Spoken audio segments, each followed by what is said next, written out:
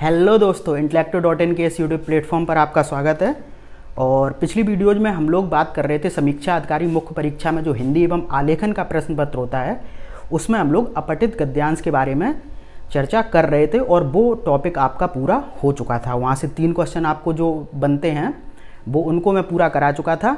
अब इसी हिंदी एवं आलेखन के प्रश्न पत्र में जो आपसे अगला प्रश्न पूछा जाता है वो पूछा जाता है पत्र लेखन का।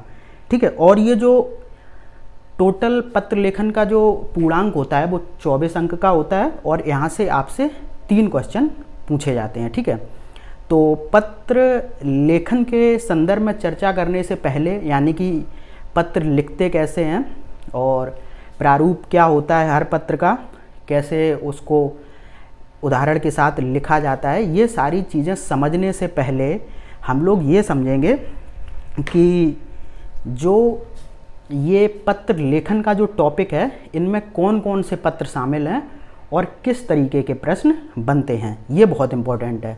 ठीक है, तो आपको मैंने ये तो बता दिया जो पत्र लेखन होता है वो यहाँ पर टोटल आपसे पूछा जाता है कितना, 24 अंक का। ठीक है, और 2 चीज़ें हम लोग यहाँ पर समझ लेते हैं। 2 चीज़ें वो क्या क्या हैं, एक तो समझते हैं कि कौन कौन से पत्र इसमें आपके शामिल हैं,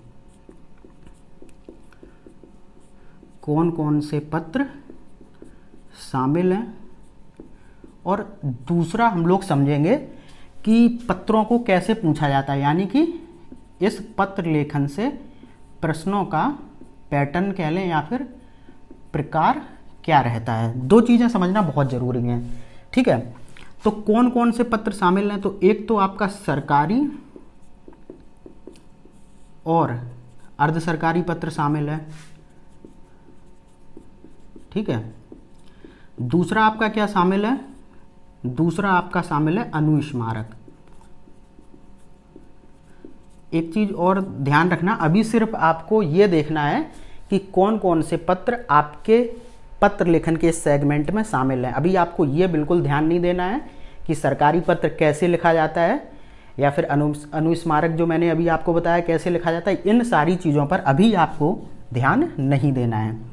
ठीक है, सरकारी अर्ध सरकारी पत्र पूछा जाता है, अनुस्मारक पूछा जाता है और क्या पूछा जाता है, परिपत्र पूछा जाता है आपसे, और क्या पूछा जाता है, विज्ञप्ति।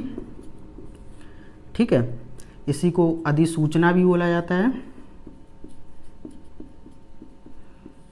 और क्या पूछा जाता है, और पूछा जाता है टिप्पण और प्रतिवेदन, टिप्पण व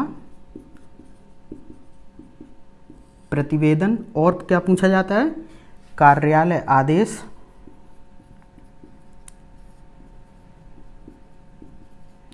ठीक है, और क्या पूछा जाता है, कार्यालय ज्ञाप। तो इतनी तरीके के पत्र आपके इस पत्र लेखन के सेगमेंट में शामिल हैं। सरकारी अर्ध सरकारी पत्र, अनुस्मारक, परिपत्र, विज्ञप्ति या फिर अधिसूचना, टिप्पण व प्रतिवेदन, कार्यालय आदेश व कार्यालय ज्ञाप। ठीक है, तो ये तो हो गए कि कौन कौन से पत्र आपसे वहाँ पर पूछे जा सकते हैं। अब दूसरी चीज़ जो जानने लायक है कि इन पत्र से आखिर वहाँ पर पूछा क्या जाएगा, ये भी तो जानना जरूरी है। कि आपने ये तो समझ लिया कि हाँ भाई इन पत्र से क्वेश्चन वहाँ पर बनेगा, लेकिन क्वेश्चन बनेगा कैसे, तो वो अब आइए यहाँ पर समझते हैं प्रश्नों के प्रकार में। तो ये कुछ ज़्यादा उधर हो गया, मैं इसको हल्का सा इधर ले लेता हूँ। ठीक है, यहाँ पर मैं लिख देता हूँ प्रश्नों का प्रकार। तो यहाँ पर क्या पूछा जा सकता है, पहले तो आपसे कि किसी भी पत्र की परिभाषा को पूछा जा सकता है। ठीक है, या फिर उसकी विशेषता को पूछा जा सकता है, या फिर क्या पूछा जा सकता है, उसके महत्व को पूछा जा सकता है। फिर क्या पूछा जा सकता है, किसी भी पत्र के प्रारूप को।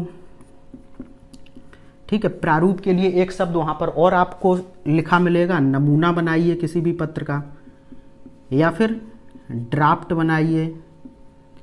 ठीक है, या फिर रूपरेखा दर्शाइए। या फिर क्या लिखा होगा, लिखित प्रारूप। लिखित प्रारूप में भी आपको लिखित प्रारूप यानी कि प्रारूप ही बनाना होता है, पूरा पत्र नहीं लिखना होता है। ये चीज़ मैं पहले भी बता चुका हूँ। तो प्रारूप के संदर्भ में आपको इतनी चीज़ें वहाँ पर लिखी हुई मिलेंगी, तो आपको कंफ्यूज नहीं होना है। चाहे प्रारूप लिखा हो, चाहे नमूना लिखा हो, चाहे ड्राफ्ट लिखा हो, चाहे रूपरेखा लिखी हो, या फिर लिखा हो लिखित प्रारूप, इन पांचों कंडीशन में आपको क्या करना है, आपको वहाँ पर प्रारूप ही बनाना है। फिर क्या पूछा जा सकता है, फिर पूछा जा सकता है उदाहरण। उदाहरण किसी भी पत्र का वहाँ पर आपसे पूछा जाएगा, तो इसमें आपको क्या करना है, पूरा पत्र ही वहाँ पर लिख के दिखाना होगा। छठवीं क्या चीज़ वहाँ पर पूछी जाएगी कि आपको कंटेंट दे के पत्र लिखवाएगा, सीधा कंटेंट देकर पत्र लिखवाना। एक तो ये पूछा जा सकता है।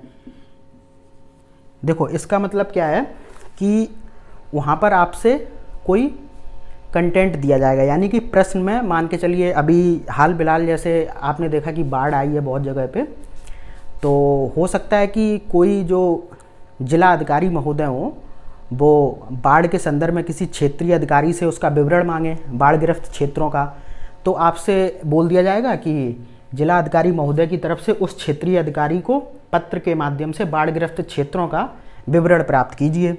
तो आपको वहाँ पर ऐसे पूरा पत्र उस संदर्भ में लिखना होगा, ठीक है। और अगला क्या है यहाँ से पूछा जाएगा, तो अगला जो चीज़ पूछी जाएगी वो पूछी जाएगी किन्हीं दो पत्रों के बीच के अंतर को आपसे पूछा जाएगा। क्या पूछा जाएगा, किन्हीं दो पत्रों के बीच के अंतर को आपसे पूछा जाएगा। जैसे मान के चलिए आपसे पूछ लिया जाएगा सरकारी और अर्ध सरकारी पत्र के बीच के अंतर को बताइए, तब आपको दोनों के बीच में जो अंतर है उसको कॉपी में इस तरीके से कुछ ऐसे आपको यहाँ पर जैसे सरकारी लिखा, यहाँ पर अर्ध सरकारी, फिर आप पॉइंट वाइज इनको एक्सप्लेन वहाँ पर करेंगे। तो अभी इस चीज़ के लिए तो निश्चिंत हो जाइए कि क्या आपको एक्सप्लेन करना है, ठीक है, वो तो मैं आपको बताऊंगा। अभी सिर्फ आप ये समझिए कि प्रश्नों को वहाँ पर पूछा कैसे जाता है। तो इससे क्या होगा कि जब आपको पता होगा कि प्रश्न बनते कैसे हैं, तो आप अपनी एक तैयारी को उसी क्रम में मतलब करने का प्रयास करेंगे। तो यहाँ पर हम लोगों ने ये तो समझ लिया कि पत्र लेखन 24 अंक का पूछा जाता है, 3 प्रश्न आपसे यहाँ पर बनेंगे, ठीक है। कितने बनते हैं, 3, का खा गा करके दिए गए होंगे। और कौन कौन से पत्र शामिल हैं पत्र लेखन में, ये हम लोगों ने समझा। फिर उसके बाद इन पत्रों से प्रश्न कैसे पूछे जाते हैं, यानी कि प्रश्नों का पैटर्न या फिर प्रकार क्या है, ठीक है। तो ये तो बात हो गई कि कौन कौन से प्रश्न और कैसा पैटर्न है। अब बात करते हैं थोड़ा पत्र लेखन के संदर्भ में। तो आपको पत्र लेखन के बारे में कुछ ना कुछ तो पता होगा। देखो कभी आपने अपने स्कूल में प्रधानाचार्य को छुट्टी के लिए वो किया होगा, पत्र लिखा होगा, या फिर आपने कभी अपनी हो सकता है कि मतलब किसी मित्र को आपने बधाई हेतु पत्र लिखा हो, ठीक है, या फिर पत्र के माध्यम से आपने किसी चीज़ का आग्रह किया हो। स्कूल में ऐसी चीज़ें होती रहती हैं। तो वो क्या थे, वो सारे अनौपचारिक पत्र थे। यहाँ क्या है, यहाँ जो आपको पत्र पढ़ना है वो कुछ ऐसे पत्र हैं जो औपचारिक पत्र हैं और शासकीय कार्य व्यवहार से संबंधित हैं, यानी कि इनके माध्यम से जो सरकारी कामकाज है उसका संचालन किया जाता है। अब देखो क्या होता है, जब आप सरकारी डिपार्टमेंट में जाएंगे तब आप देखेंगे कि जितने भी शासकीय कार्य व्यवहार हैं वो पत्रों के माध्यम से ही संचालित किए जाते हैं, ठीक है। और काम करने का एक सिस्टमैटिक तरीका होता है। आपने देखा होगा कि कोई भी जो सरकारी काम है वो मौखिक रूप में नहीं होता है। अब क्यों नहीं होता है मौखिक रूप में?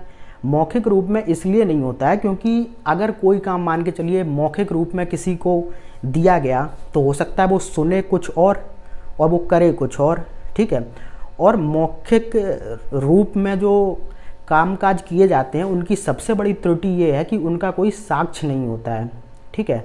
जैसे मान के चलिए किसी अधिकारी ने एक दूसरे अधिकारी को कुछ बोला करने के लिए और उसने काम गलत किया, क्योंकि मौखिक रूप में जो कम्युनिकेशन होता है उसमें एक जो मैसेज का जो आदान प्रदान होता है वो काफ़ी बार कोई कहता कुछ और है और कोई उसको सुन के समझता कुछ और है, ये एक दिक्कत रहती है मौखिक रूप में।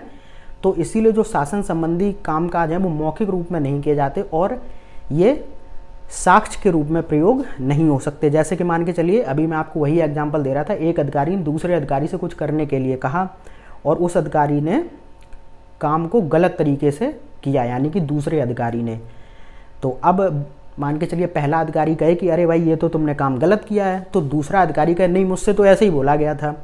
अब जो पहला अधिकारी होगा उसके पास कोई साक्ष्य नहीं होगा कि हाँ मैंने आपसे ऐसे ऐसे बोला था, आपने गलत किया है। तो इसीलिए जो मौखिक कम्युनिकेशन होता है तो उसको सरकारी कार्य व्यवहार में प्रयोग नहीं किया जाता है। तो जितने भी सरकारी कामकाज होते हैं वो पत्रों के माध्यम से ही संचालित होते हैं। जैसे कि मान के चलिए अभी मैंने आपसे एक बाढ़ वाला एग्जाम्पल लिया है, तो जैसे कहीं पर मान के चलिए कोई बाढ़ आई है या पर कहीं पर कोई पेयजल की समस्या है, ठीक है, कोई विद्युत की समस्या है, और तो वहाँ पर क्या होता है, जैसे कोई एक अधिकारी दूसरे अधिकारी से समस्या का विवरण मांगेगा या फिर उसके निराकरण के लिए पत्र लिखेगा, कोई आदेश जारी करेगा, कोई निर्देश जारी करेगा। तो ये सारी चीज़ें पत्र के माध्यम से होती हैं।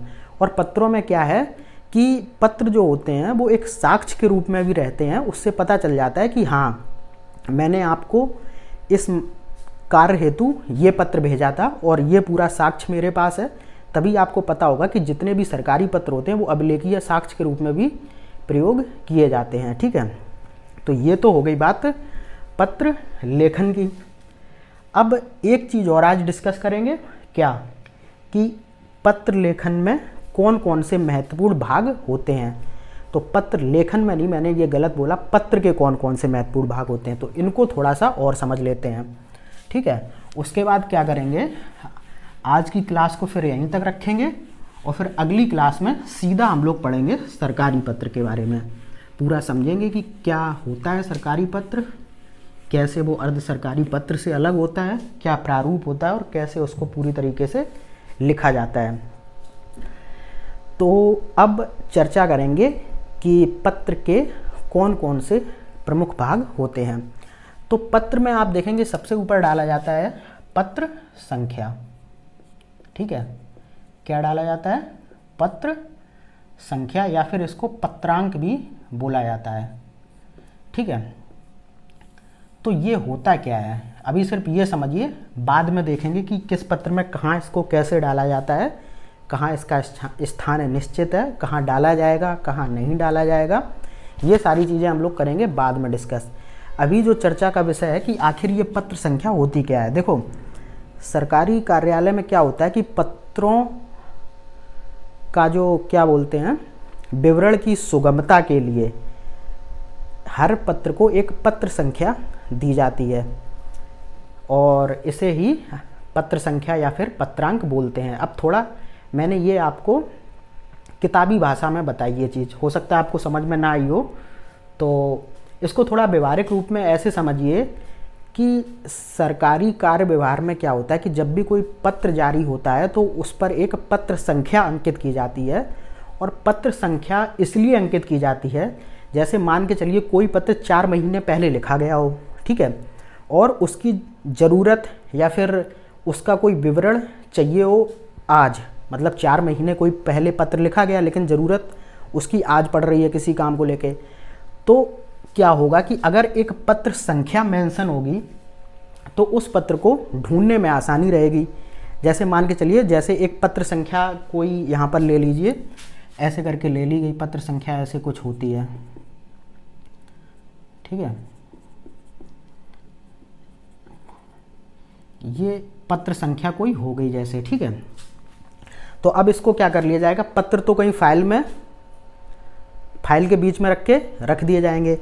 इस पत्र संख्या को एक रजिस्टर में चढ़ा लिया जाएगा और जैसे ही कोई अधिकारी या फिर कोई वहाँ पर शासकीय व्यक्ति पहुँचेगा, वो तुरंत, अगर उसने मान के चलिए कोई पत्र मांगा कि इस पत्र के बारे में थोड़ा बताइए हमें क्या है, तो अगर उस पत्र को ढूंढना है तो तुरंत पता चल जाएगा कि हाँ भाई ये नंबर है और ये यहाँ पर रखा हुआ है, इसके बारे में ये चीज़ें, इसके मतलब विषय के बारे में तुरंत पता चल जाएगा। तो अब आप चीज़ें समझ गए होंगे कि एक पत्र को पत्र संख्या क्यों दी जाती है या फिर पत्र पर जो पत्र संख्या होती है वो क्यों अंकित की जाती है। ठीक है, तो ये तो हो गई पत्र संख्या। अब दूसरी जो चीज़ है वो है प्रेषक क्या होता है। तो ये तो सभी को पता होता है, जो व्यक्ति पत्र निर्गत करता है, जारी करता है या फिर लिखता है। तो प्रेषक जो व्यक्ति या फिर सरकारी कामकाज के संदर्भ में समझें, व्यक्ति, कार्यालय या विभाग जो भी पत्र निर्गत करता है उसे बोलते हैं प्रेषक, और जो पत्र प्राप्त करता है उसे बोलते हैं प्रेषिती। ठीक है, जो पत्र प्राप्त करता है यानी कि जिसको पत्र लिखा जाता है उसको बोलते हैं प्रेषिती। इसके बाद पत्र में एक चीज़ का मेंशन किया जाता है, किसका? स्थान व दिनांक का। तो स्थान व दिनांक में पत्र जहाँ से जारी होगा, मान के चलिए लखनऊ से जारी हुआ तो लखनऊ लिखा जाएगा, और किस तिथि को जारी किया गया है वो भी वहाँ पर मेंशन किया जाएगा। उसके बाद पत्र में क्या डाला जाता है? विषय। तो विषय आपको पता ही होगा क्या होता है।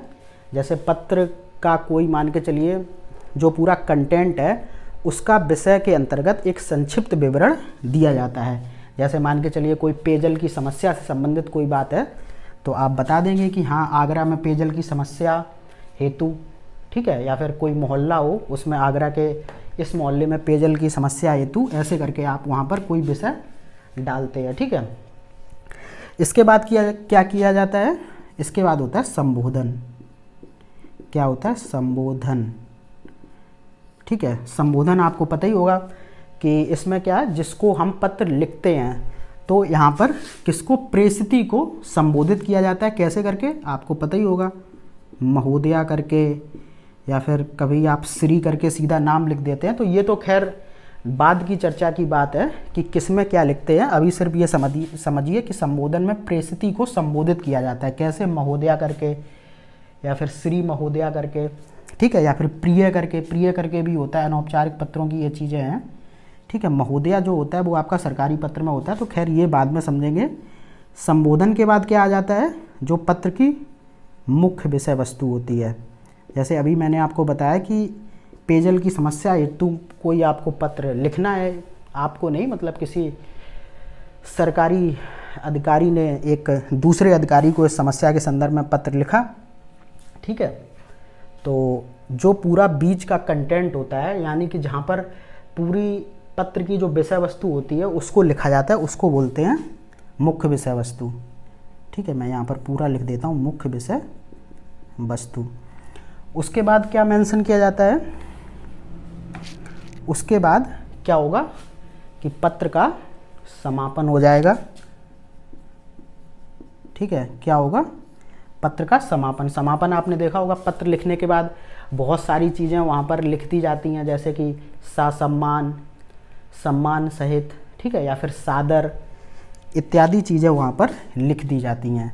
तो ऐसा खैर सरकारी पत्रों में तो नहीं होता है, समझेंगे कि किस में होता है, लेकिन मुख्य विषय वस्तु के बाद समापन में ये लिख दिया जाता है। और उसके बाद क्या लिख दिया जाता है कि प्रेषक को, जो प्रेषक होता है उसे अपना एक विवरण देना होता है, जिसमें वो लिखता है भवदीय करके लिख देगा, ठीक है, या कुछ भी लिख देगा। आपका आज्ञाकारी करके आप बचपन में लिखते आए होंगे, जब आप छुट्टी के लिए कोई पत्र वहाँ पर लिखते होंगे, किसको? प्रधानाचार्य को, तो आपने लिखा होगा आपका आज्ञाकारी से, ऐसे करके लिखते थे ना। तो वही समापन के बाद आपको अपना थोड़ा सा जो प्रेषक होता है उसका विवरण देना पड़ता है। इसके बाद क्या किया जाता है? इसके बाद जो शासकीय पत्र होते हैं, यानी कि जो शासकीय कार्य व्यवहार में जो पत्र प्रयुक्त होते हैं, उनमें एक चीज़ यूज की जाती है, संलग्नक। संलग्नक क्या होता है? मान के चलिए कोई पत्र है, कोई पत्र भेजा गया और उसके साथ किसी चीज़ की रिपोर्ट इत्यादि भी भेजनी है, या फिर कोई डॉक्यूमेंट भेजना है, तो आप पत्र के साथ जो वो डॉक्यूमेंट भेजेंगे उसका विवरण भी आपको पत्र में देना पड़ता है। तो उसके नीचे लिखना पड़ता है संलग्नक। जितने भी डॉक्यूमेंट आपने लगाए हो तो ऐसे करके लिखना पड़ता है, 1, 2, और जैसे मान के चलिए कोई आपने रिपोर्ट भेजी है तो यहाँ पर ऐसे करके रिपोर्ट डाल दी, किसी के संदर्भ में हो, तो ये संलग्नक होता है। फिर क्या होता है? फिर होता है एक चीज़, प्रतिलिपि। ठीक है, प्रतिलिपि क्या होती है? प्रतिलिपि होती है फोटोकॉपी। फोटोकॉपी करवाने जाते हैं ना, तो वही प्रतिलिपि होती है। तो प्रतिलिपि का जो मतलब यहाँ पर है वो ये है कि जैसे मान के चलिए कोई पत्र लिखा गया, अब उस पत्र को एक अधिकारी के अलावा अन्य अधिकारियों में भी देना है। ठीक है, एक तो मुख्य रूप से किसी अधिकारी को लिखा गया और उसके बाद क्या किया जाता है कि उसी पत्र को किसी, मान के चलिए मामले, कोई मामला है, उसको एक अधिकारी को तो उसको संज्ञान में लाना ही है उस मामले के, लेकिन और लोगों को भी उस मामले के बारे में बताना है। तो इस मूल जो पत्र होगा उसकी प्रतिलिपि को हम लोग अलग अलग भेज देंगे। तो इसका भी मेंशन यहाँ पर किया जाता है कि ये प्रतिलिपि किन किन को भेजनी है, ये पत्र में भी आपको मेंशन करना पड़ेगा। ठीक है, इसको पृष्ठांकन भी बोलते हैं, ये भी ध्यान रखना। ठीक है, क्या बोलते हैं? पृष्ठांकन। तो ये सारे पत्र के भाग थे, पत्र संख्या या फिर पत्रांक, प्रेषक, प्रेषिती, स्थान व दिनांक, विषय, फिर संबोधन, मुख्य विषय वस्तु पत्र की, उसके बाद समापन में क्या करना है, संलग्नक क्या होता है और प्रतिलिपि क्या होती है। ये सारे पत्र के मुख्य भाग थे। ठीक है, तो आज हम लोगों ने क्या क्या समझा कि पत्र जो लेखन का पोर्शन है वो 24 नंबर का आता है। 3 क्वेश्चन का, खा, गा करके वहाँ पर पूछे जाते हैं। कौन कौन से पत्र इसके अंतर्गत शामिल हैं और पत्रों से कैसे क्वेश्चन बनते हैं और पत्रों के मुख्य भाग कौन से होते हैं। इतनी चीज़ों पर आज हम लोगों ने चर्चा की है और अब फिर मिलते हैं अगली वीडियो में। तो तब तक के लिए धन्यवाद।